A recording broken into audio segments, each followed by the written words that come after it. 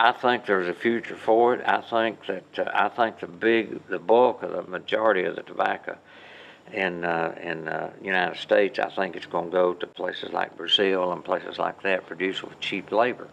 But I think the big tobacco farmer, the 300 acre, 250, 100 acre people, they will be a place for them because they'll be able to hire a good force of labor and get it put in the barn and get it marketed. But on every corner, they talk about smoking is bad for your health, and it is. I guess it is. But now, I smoked for several years and finally got sense enough to quit.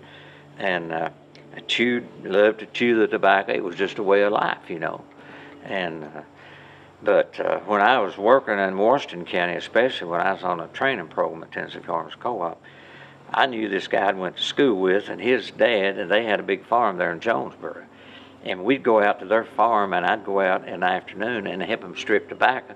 And I'd always take 2 or 3 packs of beech nut chewing tobacco, Well, we'd go through that chewing tobacco just like, it was pancakes or something, But it was just a way of life, that's just the way it was. And this day and time, all these kids, they dip that skull.